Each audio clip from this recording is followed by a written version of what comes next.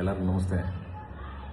ಯಾರಿಗೂ ಆಗಲಿ ಯಾರಿಗೇ ಆಗಲಿ ಯಾವುದೇ ಉದ್ದೇಶಗಳಿಂದ ಯಾರು ಏನು ಇದು ಮಾಡಲೇಬೇಕು ಅಂತ ಯಾರು ತಪ್ಪು ಮಾಡಲ್ಲ. ಸೊ ನಾನು ಪ್ರತಿ ಹಂತದಲ್ಲೂ ಪ್ರತಿ ಸಿನಿಮಾಗಳಲ್ಲೂ ಸಾಂಗ್ಗಳು ಬರ್ತೀನಿ. ದೇವ್ರ ಬಗ್ಗೆ ಸಾಂಗ್ ಬರ್ತೀನಿ, ಲವ್ ಬಗ್ಗೆ ಸಾಂಗ್ ಬರ್ತೀನಿ, ಮದರ್ ಬಗ್ಗೆ ಸಾಂಗ್ ಬರ್ತೀನಿ, ಅಣ್ಣ ತಮ್ಮ ಬಗ್ಗೆ ಸಾಂಗ್ ಬರ್ತೀನಿ. ಪ್ರತಿ ಹಂತದಲ್ಲೂ ಬೇರೆ ಬೇರೆ ಕಂಟೆಂಟ್ ಸಾಂಗ್ ಬರ್ತೀನಿ. ತುಂಬ ಪ್ರೀತಿ, ತುಂಬ ಪ್ರೋತ್ಸಾಹಿಸಿ ನನ್ನ ಈ ರೇಂಜ್ಗೆ ತಗೊಂಬಂದು ನಾನು ಎಲ್ಲರೂ ನನ್ನ ಸಾಂಗ್ಗಳ ಪ್ರೀತಿಯಿಂದ ಕೇಳಿ ಗೆಲ್ಸಿದ್ದೀರ. ಪ್ರೇಮ್ ಸಿನಿಮಾ ಬರ್ತದೆ ಅಂತಂದರೆ ಏನು ಸಾಂಗ್ ಜೋರಾಗಿ ಮಾಡಿರ್ತಾನೆ ಅನ್ನೊಂದು ತುಂಬ ಕುತೂಹಲ ಇಟ್ಕೊಂಡು ತುಂಬ ಅದರಿಂದ ಕಾಯ್ತಿರ್ತೀರ. ಸೊ ಅದಕ್ಕೆಲ್ಲ ನಾನು ಯಾವಾಗಲೂ ನನ್ನ ಕೊನೆ ಉಸಿರಿರೋರು ನಿಮ್ಗೆ ಚಿರುಣೆ ಆಗಿರ್ತೀನಿ.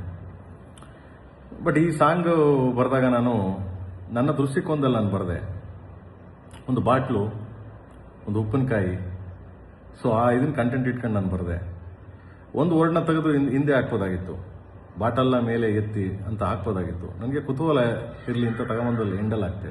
ಯಾಕೆ ಕುತೂಹಲ ಇರಲಿ ಅಂದರೆ, ಒಂದು ಸಾಹಿತ್ಯ ರಚನೆ ಮಾಡಬೇಕಾದ್ರೆ ಒಬ್ಬ ಸಾಹಿತಿ ಹಂಗೂ ಮಾಡ್ಬೋದು ಹೀಗೂ ಮಾಡ್ಬೋದು ಅಂತ, ಅದನ್ನು ನಾನು ಒಳಗರ ರೀತಿಯಲ್ಲಾಗಲಿ ಬೇರೆ ಯಾರಿಗಾರು ನೋಯಿಸ್ಬೇಕು ಅಂತ ಆಗಲಿ, ಯಾರಿಗೂ ತೊಂದರೆ ಕೊಡಬೇಕು ಅಂತಾನೆ ಆಗಲಿ ಯಾವ ಉದ್ದೇಶಕ್ಕೂ ಮಾಡಿದೋನಲ್ಲ ನಾನು. ಯಾಕಂದರೆ ಇವತ್ತಿನವ್ರಿಗೆ ನಾನು ಮಾಡಿಲ್ಲ, ನನ್ನ ಸಾಯೋವರೆಗೂ ನಾನು ಮಾಡೋದು ಇಲ್ಲ. ನನಗೆ ಅದು ಅವಶ್ಯಕತೆಯೂ ಇಲ್ಲ ನನಗೆ. ಸೊ ಇದರಿಂದ ಸುಮಾರು ಜನಕ್ಕೆ ಅದು ಯಾವ ದಿಕ್ಕಲ್ಲಿ ಅದನ್ನು ಅರ್ಥ ಮಾಡ್ಕೊಂಡಿದ್ದಾರೋ, ಸೊ ನನಗದು ಗೊತ್ತಿಲ್ಲ.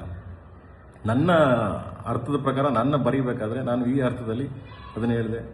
ನಾನು ಮೀಡಿಯಾ ಮುಂದೆನೂ ಅದನ್ನು ಹೇಳಿದೆ. ನಾನು ಆದರೂ ತುಂಬ ಜನ ನನ್ನ ಪ್ರೀತಿ ಮಾಡೋರು, ನನ್ನ ತುಂಬ ಹೃದಯ ಕತ್ತರುವಂಥದ್ದಾಗೋರು, ನನ್ನ ಫ್ಯಾನ್ಸ್ಗಳಾಗಲಿ, ನನ್ನ ಫ್ಯಾಮಿಲಿ ಆಗಲಿ, ಎಲ್ಲರೂ ನಾನು ತುಂಬ ಪ್ರೀತಿ ಮಾಡೋರು.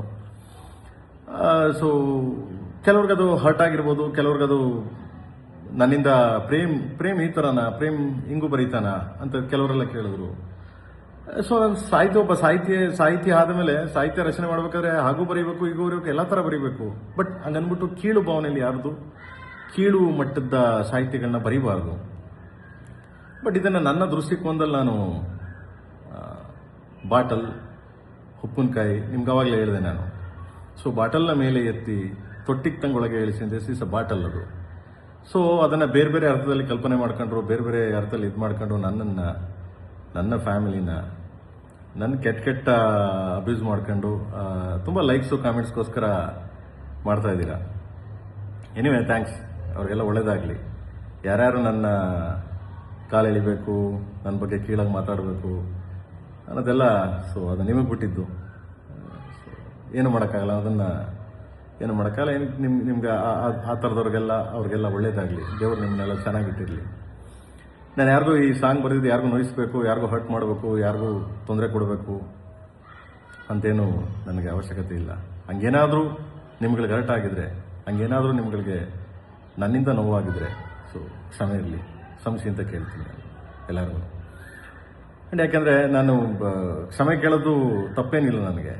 ಏನಕ್ಕೆ ಇನ್ನೊಬ್ರಿಗೆ ಹರ್ಟ್ ಮಾಡಿ ಅದರ ಮೇಲೆ ನಾನು ಹೋಗಿ ಜೀವನ ಮಾಡೋದಾಗಲಿ, ಅದರ ಮೇಲೆ ನಾನು ಹೋಗಿ ಇನ್ನೊಂದು ಕೋಟೆ ಕಟ್ಟೋದಾಗಲಿ ನನಗೆ ಅವಶ್ಯಕತೆನೇ ಇಲ್ಲ.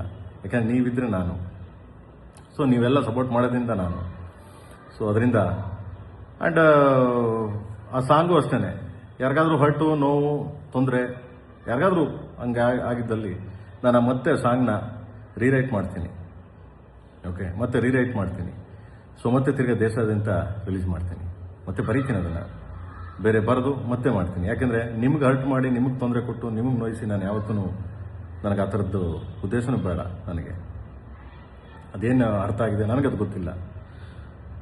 ಸೊ ಆ ಹಿಂದಿ ಸಾಂಗು ಬರೀಬೇಕಾದ್ರೂ ಅಷ್ಟೇ ಕೆಲವು ವರ್ಡ್ಸ್ಗಳಾಗುತ್ತೆ, ಸಮ್ ವರ್ಡ್ಸ್ಗಳು ನನಗೆ ಇದಾಗುತ್ತೆ. ಕೆಲವು ಜಾಸ್ತಿ ವರ್ಡ್ಸ್ಗಳು ನಂಗೆ ಗೊತ್ತಿಲ್ಲ ಹಿಂದಿ. ಬಟ್ ಹಿಂದಿ ಬರೆದಿದ್ದು ನಮ್ಮ ರಕೀಬ್ ಅಲಮೂರು ಏಕಾಏಕಿ ಅದೊಂದು ಸ್ಟೇಟ್ಮೆಂಟ್ ಕೊಟ್ಟರು ಅವರು, ಇಲ್ಲ ನನಗೆ ಕನ್ನಡ ಏನಿತ್ತು ಅದನ್ನೇ ಬರೆದಿದ್ದೀನಿ ನಾನು ಅಂತ. ಕನ್ನಡದಲ್ಲಿ ತುಂಬ ಚೆನ್ನಾಗಿದೆ ಸಾಹಿತ್ಯ. ಕೆಲವು ವರ್ಡ್ಸ್ಗಳು ಅವ್ರಿಗೆ ಯಾರ್ಯಾರಿಗೆ ಅರ್ಥ ಆಯಿತು ಗೊತ್ತಿಲ್ಲ, ಬಟ್ ಹಿಂದಿ ನನಗೆ ಅರ್ಥ ಆಗಲಿಲ್ಲ ಅದು. ಸೊ ಬಟ್ ಕೆಲವು ಲ್ಯಾಂಗ್ವೇಜ್ ನನಗೆ ಪ್ರಾಬ್ಲಮ್, ಅದು ಎಲ್ಲರಿಗೂ ಗೊತ್ತೇ ಇದೆ. ಏನಿವೆ ಪಾಪ ರಕೀಬ್ ಅಲಮೂರು ಪಾಪ ಕಾಂಟ್ರವರ್ಸಿ ಆಯಿತು, ಆ ದೃಷ್ಟಿಯಿಂದ ಅವರು ಆ ಥರ ಹೇಳಿದ್ದಾರೆ. Anyway, so is my writer. And ಎಲ್ಲ ಸಾಂಗ್ ಅವರೇ ಬರೆದಿರೋದು. ಶಿವ ಶಿವ, ಸಟ್ಟಾಗಲ್ಲ, ಆ್ಯಂಡ್ ಆಲ್ ಸಾಂಗ್ಸ್, ನುಗ್ಗೆ ಹೊಡಿ, ಕಮಾನ್ ಕಾಳಿ, ಎಲ್ಲ ಸಾಂಗ್ ಅವರೇ ಬರೆದಿರೋದು.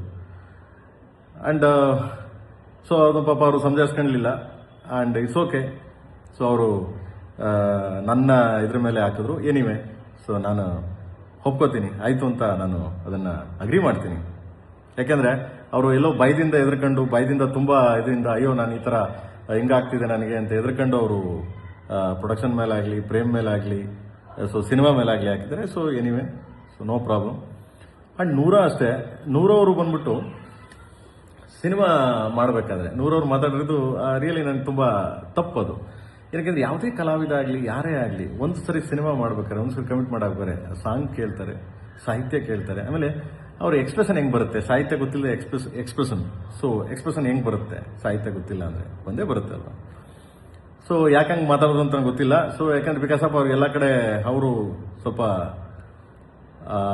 ಎಲ್ಲೋ ಕಾಂಟ್ರವರ್ಸಿ ಆಗ್ತಿದೆ, ಅದರಿಂದ ನಾನು ತಪ್ಪಿಸ್ಕೊಳ್ಳೋಣ ಅನ್ನೋ ಒಂದು ದೃಷ್ಟಿಯಿಂದ ನೂರ ಮಾತಾಡಿದ್ದಾರೆ. ಯಾಕಂದರೆ ಮೊನ್ನೆ ಸಾಂಗ್ ರಿಲೀಸ್ ಆದಾಗಲೂ ಅಷ್ಟೇ ನಾನು ತುಂಬ ಖುಷಿ ಆಯಿತು, ಪ್ರೇಮ್ ಒಟ್ಟಿಗೆ ಕೆಲಸ ಮಾಡಿ, ಅದು ತುಂಬ ಅದ್ಭುತವಾದ ಸಾಂಗ್ ಅಂತೆಲ್ಲ ಹೇಳಿದ್ರು. ಸೊ ಎನಿವೆ, ಅವ್ರಿಗೆ ಈ ಥರ ಕಾಂಟ್ರವರ್ಸಿ ಪಾಪ ನೊಂದ್ಕೊಂಡು, ಒಂದು ಹೆಣ್ಮಗು ನೊಂದ್ಕೊಂಡು ಹೇಳಿರ್ಬೋದು.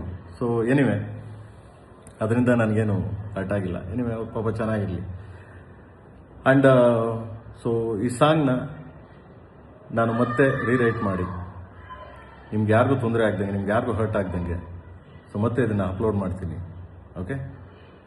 ಆ್ಯಂಡ್ ಯಾರಿಗಾದ್ರೂ ನಿಮ್ಗೆ ಹರ್ಟ್ ಆಗಿದ್ರೆ, ಸೊ ಯಾರಿಗಾದ್ರೂ ನನ್ನಿಂದ ನಿಮ್ಗೆ ತೊಂದರೆ ಆಗಿದ್ರೆ, ನನ್ನಿಂದ ನಿಮಗೆ ನೋವಾಗಿದ್ರೆ, ಸೊ ಕ್ಷಮೆ ಇರಲಿ. ನನ್ನ ಕಡೆಯಿಂದ, ನನ್ನ KD ಟೀಮ್ ಕಡೆಯಿಂದ ಹಾಗೂ KVN ಪ್ರೊಡಕ್ಷನ್ ಕಡೆಯಿಂದನೂ ನಾನು ನಿಮ್ಗಳಿಗೆಲ್ಲ ಕ್ಷಮೆ ಕೇಳ್ತೀನಿ. And thank you. ಅತಿ ಶೀಘ್ರದಲ್ಲೇ ಅದನ್ನು ಬೇರೆ ಚೇಂಜ್ ಮಾಡಿ ಸೊ ಅಪ್ಲೋಡ್ ಮಾಡ್ತೀನಿ. Thank you. ಆ್ಯಂಡ್ ಎಲ್ಲರಿಗೂ ಯುಗಾದಿ ಹಬ್ಬದ ಶುಭಾಶಯಗಳು. ಸೊ ಚೆನ್ನಾಗಿರಿ, ಖುಷಿಯಿಂದಿರಿ. So God bless you. Thank you.